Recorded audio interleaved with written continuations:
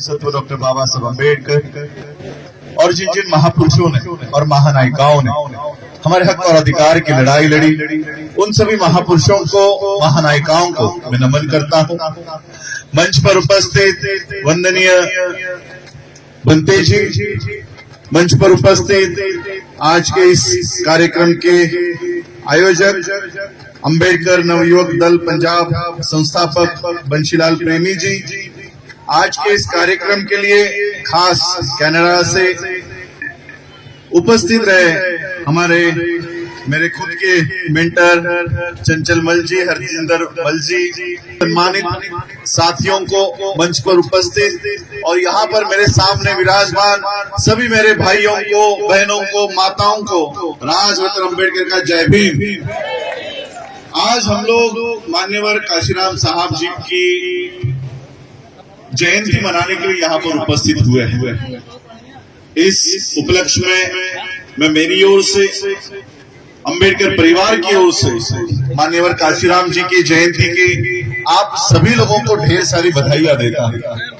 मान्यवर काशीराम जी के जीवनी पर कई सारे लोगों ने यहाँ पर अपने अपने विचार रखे हैं, लेकिन उस विषय के ऊपर बोलने से पहले कई बार मेरा उल्लेख, मेरा परिचय बाबा साहब का वंशज, बाबा साहब का परपोता, इसी नाम से आप लोगों के सामने किया गया। मेरे ख्याल से वो मंच, वो बैनर पे भी वही लिखा गया है कि संविधान निर्माता डॉक्टर बाबा साहब अम्बेडकर जी के परपोता।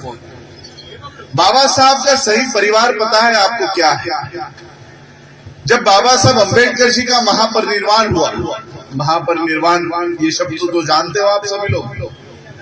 जब बाबा साहब अम्बेडकर जी का महापरिनिर्वाण हुआ 5 दिसंबर 1956 के रात 2 बजे, यानी 6 दिसंबर की अर्ली मॉर्निंग, उस समय रात के 2 बजे तक का ब्यौरा बाबा साहब क्या कर रहे थे वो सारा लिखित स्वरूप में है।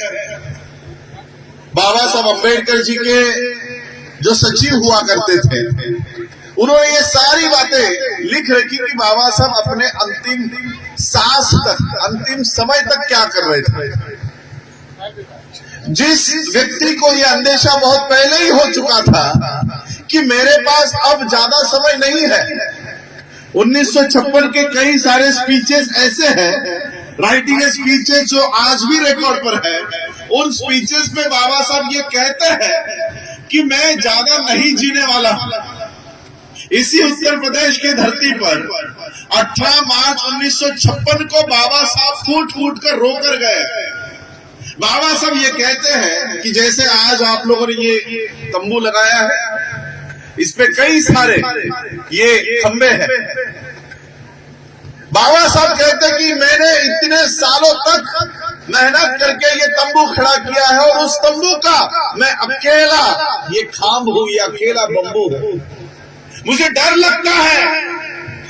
लगता है कि अगर ये खांब, ये पिलर, ये बंबू गिर गया तो ये मिशन का क्या होगा। बाबा साहब 18 मार्च 1956 को इस आगरा के धरती पर ये भाषण करके गए। इसका मतलब बाबा साहब को ये पता था कि अब मेरे पास ज्यादा समय नहीं है। फिर अंतिम सांस तक बाबा साहब क्या लिख रहे थे? नानक चंद रत्तू 2 बजे तक बाबा साहब अम्बेडकर जी के साथ खड़े थे। रात के 2 बजे नानक चंद रत्तू ने बाबा साहब से कहा कि बाबा साहब अब बस करो, कल सुबह उठने के बाद जो कुछ लिखना है वो लिखो, अभी आराम करो। और फिर रात के 2 बजे के बाद नानक चंद रत्तू ने बाबा साहब को अपने बेड पर सुलाया और नानक चंद रत्तू अपने घर के लिए लौट गए। और फिर सुबह नानक चंद रत्तू को सविता माई का टेलीफोन गया कि बाबा साहब उठ नहीं रहे हैं, जल्दी आओ। और फिर नानक चंद रत्तू को पता चला कि बाबा साहब अब नहीं रहे। फिर रात के 2 बजे तक बाबा साहब क्या लिख रहे थे? जिस व्यक्ति को यह पता चल चुका था कि मैं अब ज्यादा देर तक नहीं जीने वाला हूं, वो व्यक्ति क्या करेगा? जिस व्यक्ति ने इतना बड़ा मिशन खड़ा किया है, सिद्धार्थ कॉलेज की बिल्डिंग खड़ी की है, आनंद भवन कॉलेज की बिल्डिंग मुंबई में खड़ी की है, बेंगलोर में 9 एकड़ की जमीन खरीद रखी है, अलग अलग राज्यों में जमीनें खरीद रखी है, उस व्यक्ति को यह पता चल जाए कि मैं मरने वाला हूं, तो वो व्यक्ति क्या करेगा? साधारण व्यक्ति होता तो क्या करता? अपनी वसीयत बनाता है ना, जी जी जी, कि मेरी ये जमीन मेरे ये बेटे को, मेरी ये जमीन मेरे ये नेफ्यू को, मेरी ये संपत्ति मेरे इस परिवारजन को, मेरी ये बिल्डिंग मेरे इस परिवारजन को। यही करता है सामान्य व्यक्ति। लेकिन बाबा साहब अम्बेडकर रात के 2 बजे तक अपनी अंतिम सांस लेने तक वो अपने परिवार के लिए जमीनों का, बिल्डिंगों का बंटवारा नहीं कर रहे थे। 5 दिसंबर 1956 के रात 2 बजे बाबा साहब 14 अक्टूबर, नवंबर, दिसंबर, 2.5 महीना बाबा साहब क्या सोच रहे थे कि 2.5 महीने पहले मैंने मेरे लोगों को बौद्ध धर्म की दीक्षा दी है, मेरे जाने के बाद मेरे लोगों ने बौद्ध धर्म का सही से पालन करना चाहिए, सही से उसका अनुकरण करना चाहिए, इसलिए उनको पता हो कि बौद्ध धर्म में आने के बाद क्या किया जाता है, ये उनको जानकारी मिले। इसलिए बाबा साहब रात के 2 बजे तक बुद्ध और उनका धम्म ये ग्रंथ तैयार कर रहे थे कि मेरे जाने के बाद मेरे समाज के लोग बुद्ध के धम्म का सही से पालन करें। ये बाबा साहब अंतिम सांस तक अपने परिवार के बारे में नहीं, आप लोगों के बारे में सोच रहे थे। इसलिए मैं हमेशा कहना चाहता हूं कि मैं ये जो यहां पर खड़ा हूं, ये बाबा साहब का परिवार नहीं है, ये जो मेरे सामने बैठा है, ये बाबा साहब का असली परिवार है। इस देश में हर वो व्यक्ति जो बाबा साहब के विचारों पे चलता है, वो बाबा साहब का वंशज है। और इसलिए आज मैं ये बात अपने विषय को शुरुआत करने से पहले, क्योंकि आया तब से मैं यही सुन रहा हूं कि बाबा साहब का वंश आया है, बाबा साहब का खून आया है, हमारा वंश आया है। मैं यहाँ पे जो खड़ा हूं, ये बाबा साहब का वंश नहीं है। मैं जो यहाँ खड़ा हूं, ये बाबा साहब का खून नहीं है, बाबा साहब का परिवार ये है, ये जो मेरे सामने बैठा हुआ।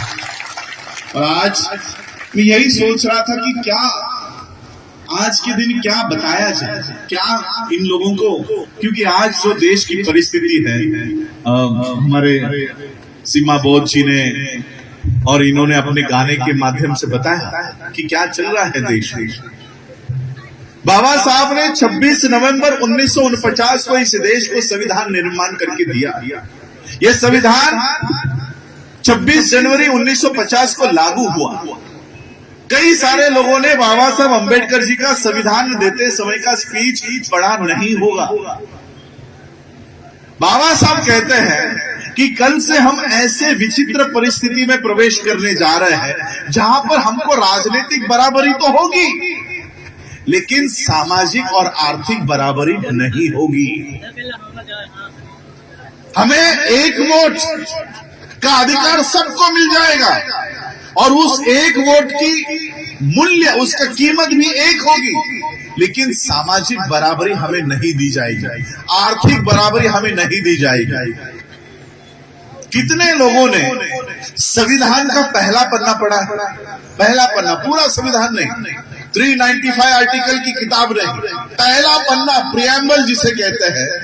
उस प्रियम्बल में बाबा साहब अम्बेडकर जी ने सिर्फ 4 अधिकारों की बात की है कि हम भारत के लोग, हमें क्या हासिल करना है? Justice, equality, liberty and fraternity. बस यही 4 चीजें हासिल करनी है। जस्टिस पहले क्रमांक पर लिखा है, और ये किसने किया है? किसने लिखा है? जिन्होंने पूरे विश्व के संविधान की बारीकी से पढ़ाई की है, उन्होंने ये क्रोनोलॉजी दी है।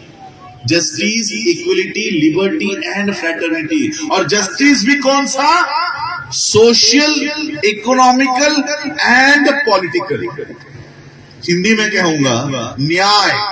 कौन सा न्याय? सामाजिक, आर्थिक और राजनीतिक न्याय। इस क्रम में न्याय हासिल करना है। ये किन्होंने लिखा है? जिन्होंने पूरे विश्व के संविधान की पढ़ाई करके भारत का संविधान निर्माण किया। और इस भारत के संविधान को पढ़ने के बाद संयुक्त राष्ट्र का सबसे शक्तिशाली व्यक्ति, आज जैसे ट्रंप, आज कनाडा से मैडम आए हैं, कनाडा के ऊपर ट्रंप ने टैक्सेस लगा दिए, इंडिया के ऊपर लगा दिए। ट्रंप ने एक रात में जो सोचेगा वो पूरे विश्व में लागू होता है। उस पोस्ट पर विराजमान बराक ओबामा जब बाबा साहब का लिखा हुआ संविधान पढ़ता है, तब वो कहता है कि इस संविधान निर्माता डॉक्टर B.R. अम्बेडकर, डॉक्टर बाबा साहब अम्बेडकर ने अगर हमारे देश में जन्म लिया होता तो हम सूरज का नाम बदलकर उसको अम्बेडकर कर देते। वो बराक ओबामा भारत का संविधान पढ़कर बाबा साहब को सूरज की उपमा देता है। उन बाबा साहब ने भारत में क्या हासिल करने के लिए संविधान बनाया है? न्याय।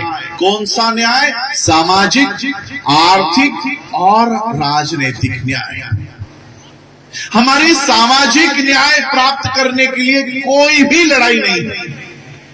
जो लड़ाई मान्यवर काशीराम जी ने खड़ी की थी सामाजिक न्याय हासिल करने के लिए, वो लड़ाई आज कहीं शुरू नहीं है। आर्थिक न्याय पाने के लिए हमारे पास कोई भी प्रोग्राम नहीं है।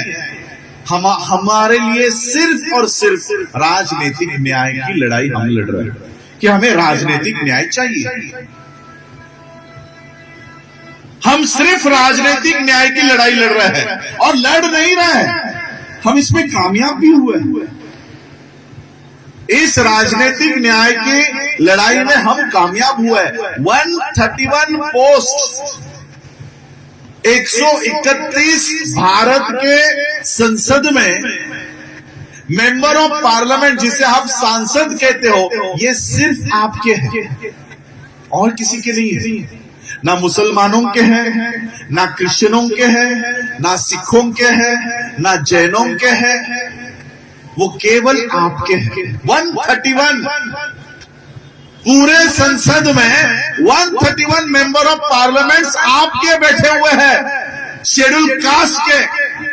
और पूरे भारत के अलग अलग विधानसभाओं को अगर इकट्ठा किया जाए तो 1500 विधायक ये सिर्फ आपके हैं। रिजर्व पोस्ट की, रिजर्वेशन के सीट्स पर जीतकर बैठे हुए लोग हैं। इतनी बड़ी राजनीतिक लड़ाई, इतनी बड़ी राजनीतिक प्राप्ति और किसी को है? क्या कोई क्रिश्चियन बोल सकता है कि हमारे 10 सांसद हैं, 50 सांसद हैं? क्या कोई सिख बोल सकता है? लेकिन आप बोल सकते हो कि हमारे 131। बिना सामाजिक और आर्थिक न्याय की लड़ाई लड़े हमने डायरेक्टली क्या हासिल कर लिया? राजनीतिक न्याय। अब ये राजनीतिक न्याय हमारे क्या काम का है, यह मैं आपको समझाना चाहता हूं।